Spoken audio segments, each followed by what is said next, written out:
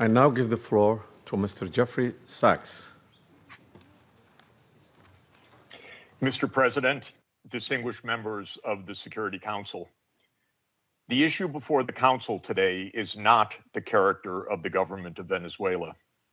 The issue is whether any member state, by force, coercion, or economic strangulation, has the right to determine Venezuela's political future or to exercise control over its affairs.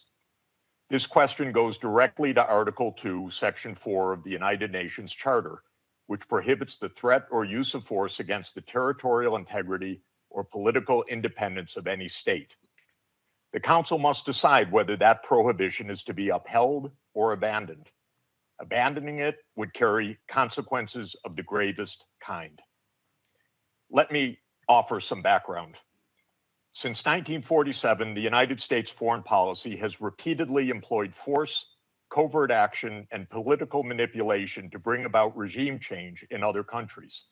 This is a matter of carefully documented historical record. In her book, Covert Regime Change, political scientist Lindsay O'Rourke documents 70 attempted U.S. regime change operations between 1947 and 1989 alone. These practices did not end with the Cold War.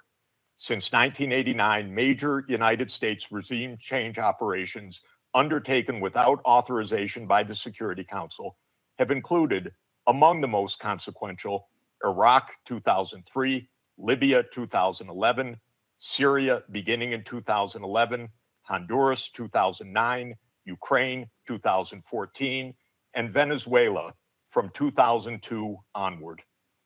The methods employed are well established and well documented.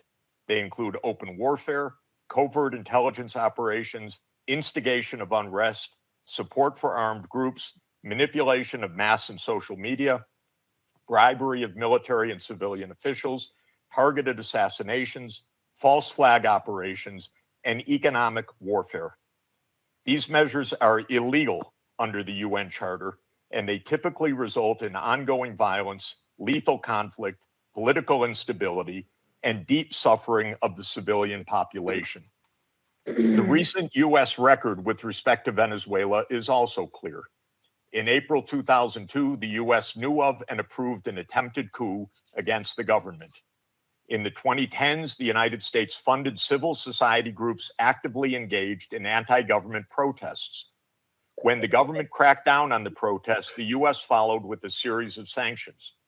In 2015, President Barack Obama declared Venezuela to be, and I quote, an unusual and extraordinary threat to the national security and foreign policy of the United States. In 2017, at a dinner with Latin American leaders on the margin of the UN General Assembly, President Trump openly discussed the option of the U.S. invading Venezuela to overthrow the government. During 2017 to 2020, the United States imposed sweeping sanctions on the state oil company PDVSA. Oil production fell by 75% from 2016 to 2020, and the real GDP per capita declined by 62%. The UN General Assembly has repeatedly voted overwhelmingly against such unilateral coercive measures. Under international law, only the Security Council has the authority to impose such measures.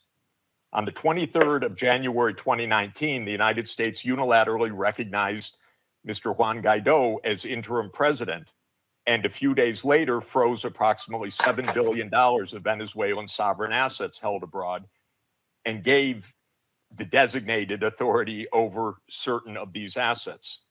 These actions form part of a continuous U.S. regime change effort spanning more than 2 decades.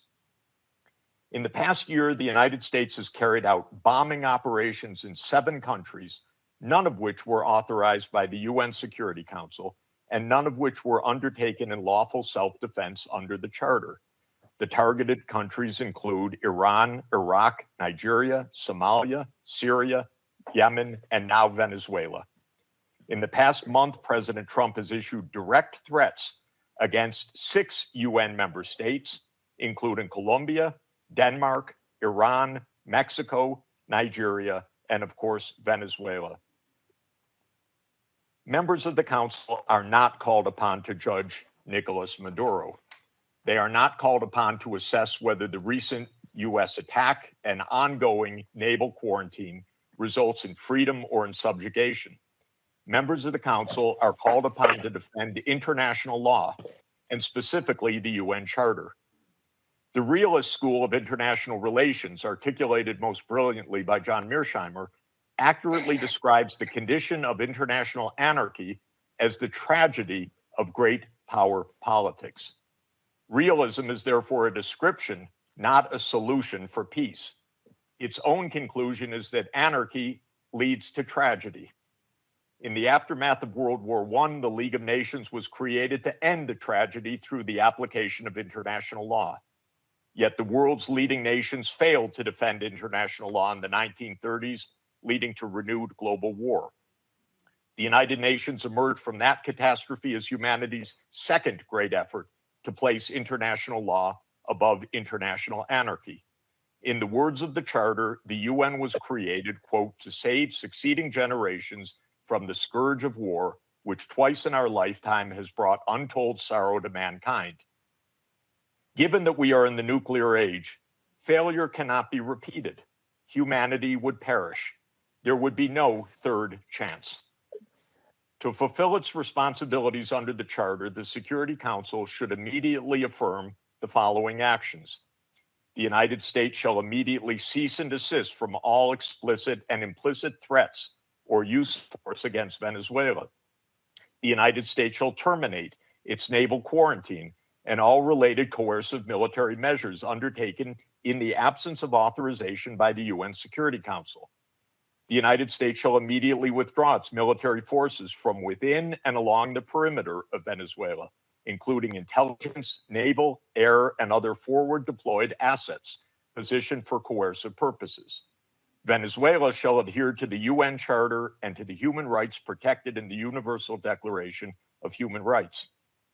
The Secretary General, I recommend, should immediately appoint a special envoy mandated to engage relevant Venezuelan and international stakeholders and to report back to the Security Council within 14 days with recommendations consistent with the Charter, and the Security Council should remain urgently seized of this matter.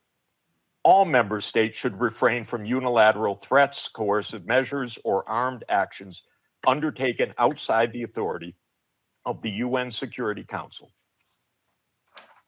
In closing, Mr. President and distinguished members of the Council, peace and the survival of humanity depend on whether the United Nations Charter remains a living instrument of international law or is allowed to wither into irrelevance. That is the choice before this Council today. Thank you very much. I thank Mr. Sachs for his briefings. I now give the floor to Ms. Mercedes de Freitas.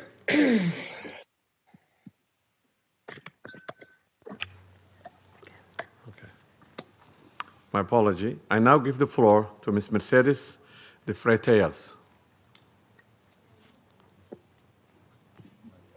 Good morning. I speak in Spanish.